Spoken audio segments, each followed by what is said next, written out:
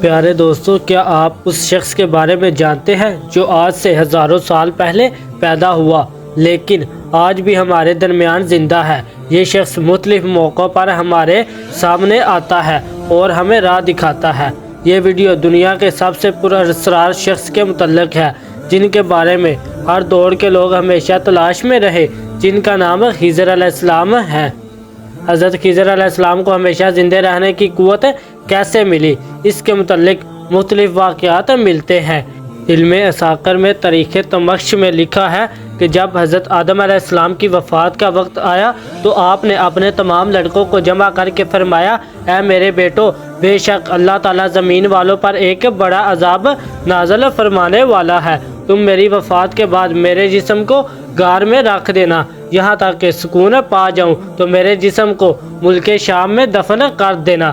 لہٰذا آپ کی وفات کے بعد حضرت آدم کا جسم مبارک آپ کے بیٹوں کے پاس رہا۔ جب اللہ نے نوح علیہ السلام کو مبعوث فرمایا تو انہوں نے حضرت آدم کے جسم کو اپنے پاس رکھا۔ جس وقت اللہ نے زمین پر طوفان بھیجا اور پوری زمین ایک زمانے تک ڈوبی رہی، پھر طوفان ختم ہونے کے بعد حضرت نوح بابل شہر میں آ کر ٹھہرے اور اپنے تینوں بیٹوں شام، حام اور یافس کو وصیت کی کہ آدم علیہ السلام کے جسم مبارک کو اس غار سے لا کر شام میں دفن کر دو جہاں انہوں نے وصیت کی تھی۔ تو ان لڑکوں نے کہا، زمین وحشت ناک ہے، نہ کوئی زمین سے مانوس ہے اور نہ وہاں کا راستہ جانتا ہے۔ حضرت نوح نے کہا، حضرت آدم علیہ السلام نے اس شخص کے لیے جو ان کے جسم کو دفن کرے گا قیامت تک زندہ رہنے کی دعا کی ہے۔ پھر آپ کا جسم مبارک اسی طرح رہا یہاں تک کہ حضرت آدم کے ایک صلبی اولاد جن کا نام خضر تھا، انہوں نے آپ کے جسم مبارک کو دفن کیا۔ اللہ نے حضرت آدم کی دعا قبول فرمائی تو حضرت خضر علیہ السلام جب تک اللہ چاہے گا زندہ رہیں گے۔ حضرت خضر کی کنیت ابو العباس اور نام بلیہ تھا، ان کے والد کا نام ملکان تھا۔ حضرت خضر علیہ السلام کی یہ خصوصیات تھی کہ آپ جس جگہ بھی بیٹھتے تھے وہاں آپ کی مرکز سے ہری ہری گھاس اگ جایا کرتی تھی، اس لیے لوگ آپ کو خضر کہتے تھے، جس کے معنی سبز چیز ہوتی ہے۔ ایک روایت کے مطابق آپ حضرت ذوالقرنین علیہ السلام کے خالہ زاد بھائی تھے۔ حضرت ذوالقرنین اللہ کے ایک نیک بادشاہ تھے جنہیں اللہ نے زمین کے بڑے حصے پر حکومت عطا فرمائی تھی۔ حضرت خضر حضرت ذوالقرنین علیہ السلام کے وزیر تھے۔ کتابوں میں حضرت خضر علیہ السلام کی لمبی عمر اور موت نہ آنے کی وجہ یہ بھی لکھی گئی ہے کہ آپ نے آب حیات نامی ایک چشمے کا پانی پیا تھا۔ آب حیات کے بارے میں یہ بیان کی جاتی ہے کہ جو اسے پیے گا یا اس سے میں غسل کرے گا اسے کبھی موت نہ آئے گی۔ تورات کے بعد یوحنا میں آب حیات کا ذکر یوں ملتا ہے، پھر اس نے مجھے بلال کی طرح چمکتا ہوا آب حیات کا ایک دریا دکھایا جو خدا کے تخت سے نکل کر اس شہر کے درمیان میں بہتا تھا اور دریا کے پار زندگی کا درخت تھا۔ آب حیات کا ذکر قدیم داستانوں اور کتابوں میں بھی ملتا ہے۔ ان داستانوں میں 3 شخص کا ذکر کیا گیا ہے جو آب حیات تک پہنچ گئے تھے۔ ان میں ایک حضرت الیاس علیہ السلام، دوسرے حضرت ذوالقرنین علیہ السلام اور تیسرے حضرت خضر علیہ السلام ہے، جن میں صرف حضرت خضر اور حضرت الیاس کو ہی وہ پانی نصیب ہوا۔ روایتوں کے مطابق ذوالقرنین نے قدیم تاریخی کتابوں میں پڑھا تھا کہ سام بن نوح کی اولاد میں سے ایک شخص چشمہ حیات سے پانی پی لے گا تو اس کو موت نہ آئے گی، اس لیے حضرت ذوالقرنین نے اس پانی کی تلاش میں مغرب کا سفر کیا۔ ذوالقرنین کے علم میں یہ بات آئی کہ آب حیات اندھیرے راستوں میں موجود ہے اور وہاں تو 360 چشمے ہیں، لہٰذا ذوالقرنین نے اپنے لشکر سے 360 لوگوں کو چنا اور ہر ایک کو ایک ایک مچھلی دے کر حضرت خضر کی سربراہی میں روانہ کیا۔ تمام لوگوں کو یہ ہدایت دی گئی کہ ہر فرد اپنی مچھلی کے ساتھ چشمے میں اتر جائے اور واپس آ کر اپنی اپنی مچھلی ظاہر کرے۔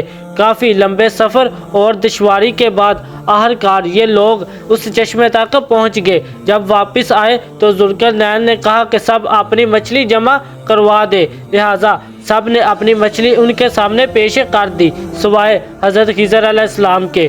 ذوالقرنین نے دریافت کیا تو انہوں نے بتایا کہ میں جب چشمے میں اترا تو مچھلی میرے ہاتھ سے نکل کر پانی میں چلی گئی۔ میں نے غوطہ لگا کر اسے پکڑنے کی بہت کوشش کی مگر ناکام رہا۔